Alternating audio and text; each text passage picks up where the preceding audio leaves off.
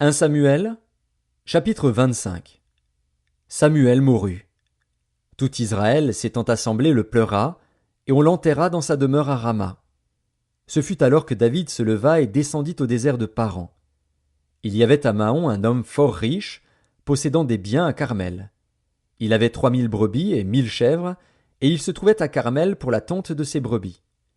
Le nom de cet homme était Nabal, et sa femme s'appelait Abigaïl. C'était une femme de bon sens et belle de figure, mais l'homme était dur et méchant dans ses actions. Il descendait de Caleb. David apprit au désert que Nabal tondait ses brebis. Il envoya vers lui 10 jeunes gens, auxquels il dit « Montez à Carmel, et allez auprès de Nabal. Vous le saluerez en mon nom, et vous lui parlerez ainsi. Pour la vie sois en paix, et que la paix soit avec ta maison et tout ce qui t'appartient.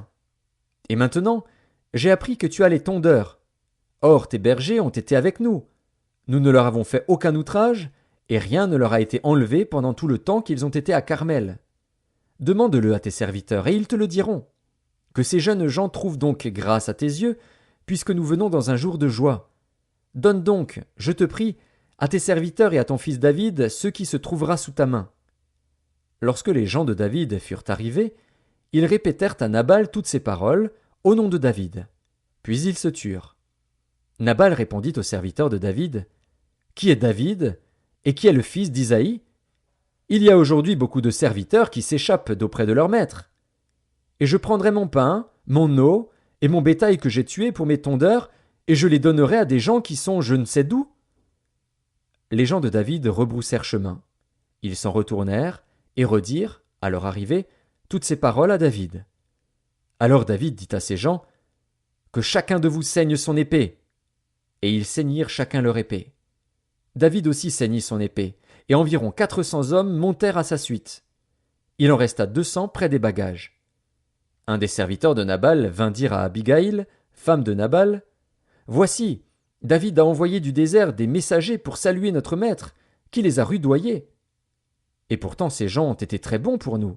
Ils ne nous ont fait aucun outrage, et rien ne nous a été enlevé, tout le temps que nous avons été avec eux lorsque nous étions dans les champs. Ils nous ont nuit et jour servi de muraille, tout le temps que nous avons été avec eux, faisant paître les troupeaux.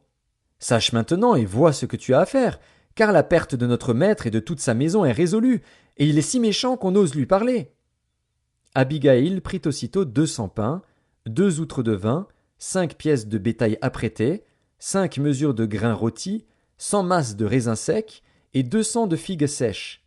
Elle les mit sur des ânes, et elle dit à ses serviteurs, « Passez devant moi, je vais vous suivre. » Elle ne dit rien à Nabal, son mari. Montée sur un âne, elle descendit la montagne par un chemin couvert. Et voici, David et ses gens descendaient en face d'elle, en sorte qu'elle les rencontra.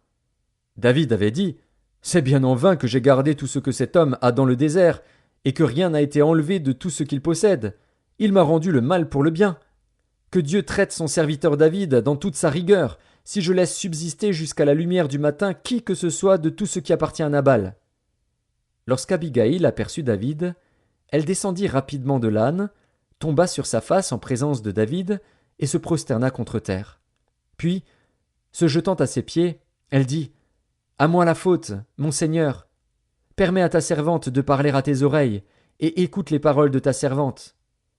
Que mon Seigneur ne prenne pas garde à ce méchant homme, à Nabal, car il est comme son nom.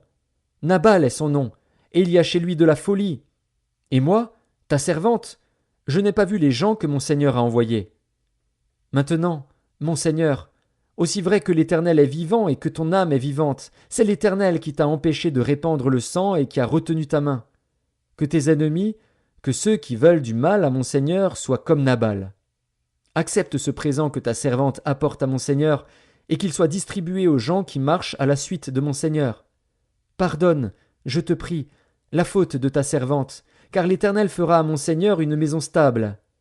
Pardonne, car mon Seigneur soutient les guerres de l'Éternel, et la méchanceté ne se trouvera jamais en toi. S'il s'élève quelqu'un qui te poursuive et qui en veuille à ta vie, l'âme de mon Seigneur sera liée dans le faisceau des vivants auprès de l'Éternel, ton Dieu, et il lancera du creux de la fronde l'âme de tes ennemis. Lorsque l'Éternel aura fait à mon Seigneur tout le bien qu'il t'a annoncé, et qu'il t'aura établi chef sur Israël, Mon Seigneur n'aura ni remords ni souffrance de cœur pour avoir répandu le sang inutilement et pour s'être vengé lui-même. Et lorsque l'Éternel aura fait du bien à mon Seigneur, souviens-toi de ta servante. » David dit à Abigaïl, « Béni soit l'Éternel, le Dieu d'Israël, qui t'a envoyé aujourd'hui à ma rencontre. Béni soit ton bon sens, et béni sois-tu, toi qui m'as empêché en ce jour de répandre le sang, et qui as retenu ma main. Mais l'Éternel, le Dieu d'Israël, qui m'a empêché de te faire du mal, est vivant. Si tu ne t'étais hâté de venir au devant de moi, il ne serait resté qui que ce soit à Nabal, d'ici à la lumière du matin. » Et David prit de la main d'Abigaïl ce qu'elle lui avait apporté, et lui dit, « Monte en paix dans ta maison. Vois, j'ai écouté ta voix, et je t'ai favorablement accueilli. » Abigaïl arriva auprès de Nabal. Et voici, il faisait dans sa maison un festin comme un festin de roi. Il avait le cœur joyeux, et il était complètement dans l'ivresse. Elle ne lui dit aucune chose, petite ou grande, jusqu'à la lumière du matin. Mais le matin, l'ivresse de Nabal s'étant dissipée, sa femme lui raconta ce qui s'était passé. Le cœur de Nabal reçut un coup mortel, et devint comme une pierre.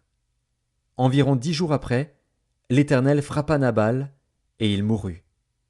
David apprit que Nabal était mort, et il dit, « Béni soit l'Éternel, qui a défendu ma cause dans l'outrage que m'a fait Nabal, et qui a empêché son serviteur de faire le mal. L'Éternel a fait retomber la méchanceté de Nabal sur sa tête. » David envoya proposer à Abigaïl de devenir sa femme. Les serviteurs de David arrivèrent chez Abigaïl à Carmel, et lui parlèrent ainsi, « David nous a envoyés vers toi, afin de te prendre pour sa femme. » Elle se leva, se prosterna le visage contre terre, et dit, « Voici, ta servante sera une esclave pour laver les pieds des serviteurs de mon Seigneur. » Et aussitôt Abigaïl partit, montée sur un âne, et accompagnée de 5 jeunes filles. Elle suivit les messagers de David, et elle devint sa femme. David avait aussi pris Akinoam de Jizréel, et toutes les deux furent ses femmes. Et Saül avait donné sa fille Michal, femme de David, à Palti de Galim, fils de Laïch.